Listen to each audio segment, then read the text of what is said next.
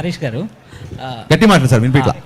మీరు రాసే డైలాగ్స్ హీరోలను దృష్టిలో పెట్టుకొని రాస్తుంటారు మేబీ, కానీ అది మీ పర్సనల్ క్యారెక్టర్ని దాన్ని రిప్రజెంటివ్గా చేస్తున్నట్టుంది. ఎందుకంటే ఇంతకుముందు మీరు చేసిన గబ్బర్ సింగ్లో నాకు కొంచెం లెక్క ఉంది అలాంటివి, కానీ రాసే డైలాగుల వరకు వినిపించిందండి, ఆ తర్వాత వినిపిలా కొంచెం గట్టిగా అంటే మీరు రాసే డైలాగులు అంటే మీ యాటిట్యూడ్ని కొంచెం తెలిపేటట్టుండే, బట్ అది హీరోలకు వెళ్తున్నప్పుడు మాస్ హీరోలతో ఎక్కువ వెళ్తుంటాయి. దీంట్లో కూడా ఒకటి ఇప్పుడు యాటిట్యూడ్ మీద రాశారు, అదంటే ఇవి మీరు ముందే ఈ డైలాగ్ స్టోర్ చేసుకొని పెట్టుకుంటారా ఇలాంటి కథలు దొరికినప్పుడు పెట్టడానికి?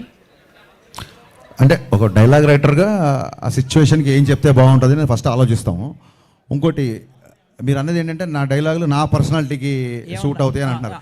నేనే కాదు సార్, ఎవడైనా సరే పొద్దున్న లేచి అద్దంలో మోహన్ చూసుకొని నేను హీరో అనుకుని బయలుదేరతా తప్ప నేను జీరో అనుకుని బయలుదేరారు కదా. హరీష్ శంకర్ గారు హాయ్.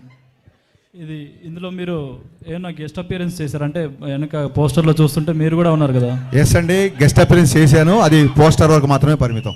పోస్టర్ వరకు ఓకే.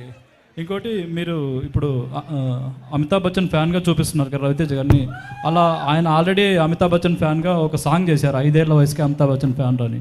ఇందులో వింటేజ్ లుక్లో చూపించి చేయడానికి మీరు ఎంత ఇందులో ఇంతకుముందు రవితేజ గారు చేయనివి చాలా ఐటమ్స్ ఉన్నాయి బచ్చన్ గారిని బేస్ చేసుకొని. సో అవి చాలా ఎంటర్టైనింగ్, అవి ముందు చెప్తే బాగుంది. డెఫినెట్గా స్క్రీన్ మీద you will love it. Okay, విషయాలు